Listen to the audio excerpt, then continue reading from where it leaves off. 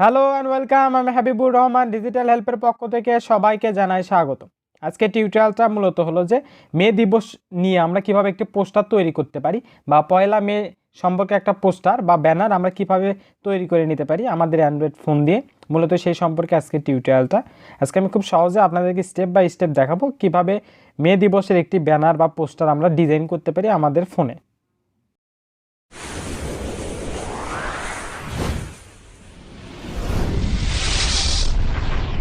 Subscribe Digital Help YouTube channel. আর অবশ্যই আমার টিউটোরিয়ালটি সম্পূর্ণটা দেখবেন, কেননা আমার টিউটোরিয়ালের মাঝখানে আমি 8 ডিজিটের পাসওয়ার্ড দিয়ে রাখছি। আপনারা সবগুলো পাসওয়ার্ড কালেক্ট করবেন আর আমার ভিডিওর ডেসক্রিপশনে দেখবেন আমি একটা লিঙ্ক দিয়ে রাখছি। সেই লিঙ্কে যাবেন, লিঙ্কটি কপি করে নেবেন। কপি করে নেওয়ার পরে যেগুলো একটি ব্রাউজারে যাবেন, যাওয়ার পরে সেই ব্রাউজার থেকে সার্চ দিবেন। জাস্ট আমি সার্চ দিচ্ছি, আমি ক্রোমে সার্চ দিচ্ছি, আপনারা যে কোনো একটি ব্রাউজারে সার্চ দিতে পারেন। এইরকম একটা ইন্টারফেস আপনাদের সামনে চলে আসবে। এরকম ইন্টারফেস চলে আসলে এখানে পাসওয়ার্ড দিয়ে আমাদেরকে সাবমিট করতে হবে। আর অবশ্যই কেয়ারফুলি আমার ফুল ভিডিওটি দেখতে হবে, তাহলে কিন্তু 8 ডিজিটের যে পাসওয়ার্ড, সে পাসওয়ার্ডটি কিন্তু আপনারা কালেক্ট করতে পারবেন এবং এখানে দিতে পারবেন। জাস্ট আমি এখন পাসওয়ার্ডটি এখানে দিচ্ছি। আর এর ফাঁকে আপনি আমার ইউটিউব চ্যানেলে যদি নতুন হয়ে থাকেন, তাহলে অবশ্যই আমার ইউটিউব চ্যানেলটি সাবস্ক্রাইব করবেন, পাশে থাকা বেল আইকন বাজিয়ে আমার সাথেই থাকবেন নতুন আপডেটের জন্য করে। আর পিকচার ল্যাব দিয়ে কিভাবে আমরা হলো যে পোস্টার তৈরি করতে পারি এ সম্পর্কে একটা প্লে লিস্ট আছে। আপনারা যদি চান সেটা আমার ভিডিওর আই বাটনে ক্লিক দিলেও কিন্তু সেখান থেকে দেখে নিতে পারে। পিকচার ল্যাব সম্পর্কে আরও জ্ঞান অর্জন করতে পারবেন। জাস্ট আমি পাসওয়ার্ডটি এখানে টাইপ করছি। আপনারাও জাস্ট এখানে আপনাদের যে পাসওয়ার্ডটি কালেক্ট করার পরে সে পাসওয়ার্ডটি এখানে টাইপ করবে। জাস্ট পাসওয়ার্ডটি দেওয়া হয়ে গেলে এখান থেকে পাসওয়ার্ডটি আমার দেওয়ার কমপ্লিট। তারপরে আমরা সাবমিটে একটা ক্লিক দিব। জাস্ট সেই সাবমিটে একটা ক্লিক দেবেন। সাবমিটে ক্লিক দেওয়ার পরে এরকম একটা গুগল ড্রাইভে একটা হলো যে লিঙ্ক আপনাদের সামনে চলে আসবে। জাস্ট সেখানে একটা ক্লিক দেবেন। ক্লিক দেওয়ার পর এখান থেকে যদি আপনাদের জিমেইল অ্যাড না দেওয়া থাকে, তাহলে এই জিমেইলটি অ্যাড দিয়ে নেবেন। নেওয়ার পরে জাস্ট ওকেতে একটা ক্লিক দেবেন। ক্লিক দেওয়ার পরে আপনাদের যে গুগল ড্রাইভ আছে সেখানে নিয়ে চলে যাবে। এরকম একটা ইন্টারফেস চলে আসবে। জাস্ট আমাদেরকে এই ফাইলটি ডাউনলোড দিতে হবে। জাস্ট এটা ডাউনলোড দেবো এখন। জাস্ট এখানে ক্লিক দেওয়ার পরে আমার ফোনে কিন্তু অটোমেটিক এটা ডাউনলোড হচ্ছে। জাস্ট আমাদেরকে অবশ্যই কিছুক্ষণ ওয়েট করতে হবে। জাস্ট এটি এভাবেও ডাউনলোড দিতে পারেন। আর আপনি যদি চান এটা আরও খুব সহজভাবে ডাউনলোড দেওয়ার জন্য, তার জন্য করে লিঙ্কটি কপি করার পরে আমি সেটাও দেখাবো আপনাদেরকে। সে প্রসেসটা যদি একটু আপনাদেরকে দেখাই তাহলে মোটামুটি বুঝতে সুবিধা হবে। জাস্ট এটা আমি ব্যাক দিই। ব্যাক দেওয়ার পর এখানে আবার আমি পাসওয়ার্ডটি টাইপ করি। আর অবশ্যই এখানে পাসওয়ার্ডটি দিতে হবে এবং সঠিক পাসওয়ার্ডটি দিতে হবে। এবং সঠিক পাসওয়ার্ডটি জন্য করে কিন্তু আমার টিউটোরিয়ালটি সম্পূর্ণটা দেখবেন। আপনি যদি আমাকে ফেসবুকে এখনও ফলো না দিয়ে থাকে, তাহলে অবশ্যই আমার ফেসবুক পেজটি ফলো দেবেন, লাইক দেবেন এবং পোস্টটি শেয়ার করতে ভুলবেন না। জাস্ট এরকম গুগল ড্রাইভে চলে আসার পরে এখানে দেখেন সাইডে যে 3 ডট আছে সেখানে একটা ক্লিক দেবেন। দেওয়ার পরে এখান থেকে ডাউনলোড অপশন আছে, এই যে ডাউনলোড অপশন, জাস্ট সেখানে একটা ক্লিক দিলে আপনাদের ফোনে কিন্তু অটোমেটিক এটা ডাউনলোড হওয়া শুরু হয়ে যাবে। জাস্ট কিছুক্ষণ সময় নেবে। এটা ডাউনলোড হয়ে যাওয়ার পরে আমরা হলো যে এই ব্রাউজারটি ক্লোজ করে দিই। ক্লোজ করে দেওয়ার পরে আমরা হলো যে পিকচার ল্যাব যে অ্যাপসটি আছে সেই অ্যাপসটি আমাদেরকে এখন ওপেন করতে হবে। জাস্ট আমি পিকচার ল্যাব অ্যাপসটি ওপেন করছি। পিকচার ল্যাব ওপেন করার পরে এখানে সাইডে 3 ডট আমাদেরকে একটা ক্লিক দিতে হবে। ক্লিক দেওয়ার পরে এখান থেকে ওপেন পিএলপি ফাইল লেখা আছে দেখবেন। জাস্ট ওপেন পিএলপি ফাইলে একটা ক্লিক দেবেন। তারপর এখান থেকে .plp লেখা আছে সেখানে একটা ক্লিক দেবেন। ক্লিক দেওয়ার পরে আমরা যে ফাইলে আমাদের ওই পিএলপি ফাইলটা ডাউনলোড করে রাখছি যে ফোল্ডারে, সেই ফোল্ডারটি এখন আমাদেরকে খুঁজে বের করে সেখান থেকে আমাদেরকে ওই হলো পিএলপি ফাইলটি সিলেক্ট করতে হবে।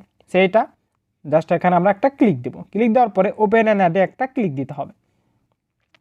জাস্ট ওপেন অ্যান্ড অ্যাডে ক্লিক দেবেন। দেওয়ার পরে এটা যদি কেটে দেওয়া হয়, জাস্ট এটা মনে হয় হয়ে গেছে, ভ্যানিশ হয়ে গেছে। আমি আরেকবার দিই।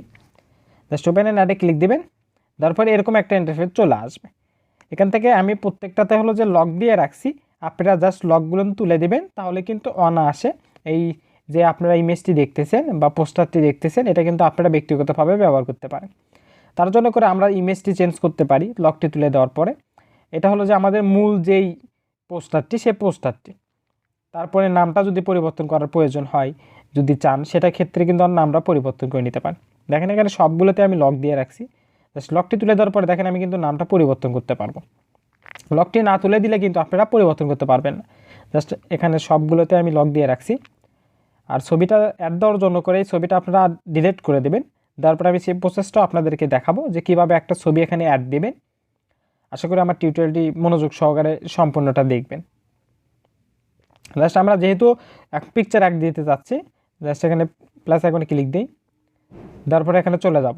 এখান থেকে আপনারা যেই ইমেজটি এখানে অ্যাড দিতে চাচ্ছেন বা যে ছবিটা অ্যাড দিতে চাচ্ছেন সেই ছবিটা আমাদেরকে খুঁজে বের করতে হবে। জাস্ট আমি খুঁজে বের করছি। যদি এরকম ছবি হয়ে থাকে জাস্ট এটা এভাবে ক্রপ করে নেবেন। ক্রপ করে নেওয়ার পরে ঠিক চিহ্নতে একটা ক্লিক দিয়ে দেবেন। ক্লিক দিয়ে দেওয়ার পরে এখান থেকে এটা সিলেক্ট থাকা অবস্থায় এটা বৃত্ততে আনার পরে একটু স্ক্রল করবেন। স্ক্রল করার পরে এখানে ইরোজ কালার নামে একটা অপশন আছে দেখবেন, সেই ইরোজ কালারে একটা ক্লিক দিতে হবে। ক্লিক দেওয়ার পরে এটা জাস্ট ইনেবল করে দেবেন। দেওয়ার পরে এটা অপশনটা একটু কমায় দিবেন। যেহেতু আমার ব্যাকগ্রাউন্ডটা সাদা, শার্টটা সাদা, যার জন্য একটু কমায় দিতে হবে। দেওয়ার পরে আমাদের ছবিটা এখন এভাবে টেনে নিচে নিয়ে আসতে হবে। এভাবে স্টেপ বাই স্টেপ নিচে নিয়ে চলে আসবেন। জাস্ট এভাবে নিচে নিয়ে আসি আমি। মূলত এটা যদি নিচে নিয়ে আসা হয় তাহলে কিন্তু আমাদের যেই পোস্টারটি আছে সেই পোস্টারটি কিন্তু আরও প্রফেশনাল লুক চলে আসে। দেখেন আমার যে পোস্টার, সেই পোস্টারে কিন্তু একটা প্রফেশনাল লুক অলরেডি চলে আসছে। এটা কিন্তু আমি ফোন দিয়ে তৈরি করছি, এখানে কোনো প্যারা নাই, কোনো ঝামেলা নাই, অত্যন্ত সহজভাবে কিন্তু আমরা একটি পোস্টার তৈরি করে নিতে পারি। আর এখান থেকে যদি কোনো লেখা পরিবর্তন করতে চান, মোটামুটি এটা যেটা আছে এটা কিন্তু বেটার। আপনি পরিবর্তন করতে চাইলে সেটা পরিবর্তন করতে পারেন। আর সেভ দেওয়ার ক্ষেত্রে সেভ বাটনে ক্লিক দেওয়ার পরে আমরা হলো যে সেভ অ্যাজ ইমেজে ক্লিক দেব। এখানে একটা কথা আছে, আমি যেভাবে আপনাদেরকে দেখাবো দয়া করে আপনারা সেভাবে সেভ দেবেন। আর যদি সেভাবে যদি সেভ না দেন তাহলে কিন্তু ইমেজটি আপনারা ভালো কোয়ালিটি পাবেন না এবং সেই ইমেজটি দেখতেও পারবেন না। এই সাইজটা দেখেন, এখন আমি এটা যদি সেভ দিই তাহলে কিন্তু এটা কিন্তু অত্যন্ত ছোট হয়ে যাবে, যার জন্য করে আমাকে ভেরি হাই দেওয়ার পরে সেভ টু গ্যালারিতে ক্লিক দিতে হবে। আমি কাজের সুবিধার্থে এই সাইজটা করে নিছি। আর আপনারা যখনই ভেরি হাই দিয়ে এটা সেভ দেবেন তখন কিন্তু আপনারা এটা দেখতে পারবেন।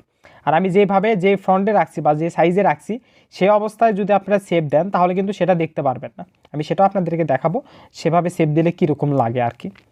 সেটা আমি যখন সেভ দিই, সেভ দেওয়ার পর আমার ইমেজটি সেভ হয়ে গেছে, এখন কিন্তু এটা আমার দেখা যাবে। আর এখন যদি আমি আপনাদেরকে যেটা বললাম যে অবস্থায় আছে এই অবস্থায় যদি সেভ দেন তাহলে কিন্তু সেই ইমেজটা আপনি দেখতে পারবেন।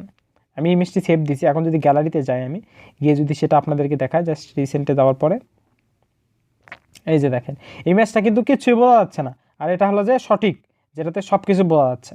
দেখেন এই ইমেজটা কিন্তু পরে সেভ দিলাম, সেটাতে কিন্তু কিছুই বুঝতে পারতেছি না। যার জন্য করে অবশ্যই এখানে ভেরি হাই যে অপশনটি আছে সেই অপশনটিতে ক্লিক দেওয়ার পরে কিন্তু আমরা সেভ দেবো, তাহলে কিন্তু অনায়াসে ব্যবহার করতে পারবো। সবাইকেই ধন্যবাদ আমার টিউটোরিয়ালটি সম্পূর্ণ দেখার জন্য।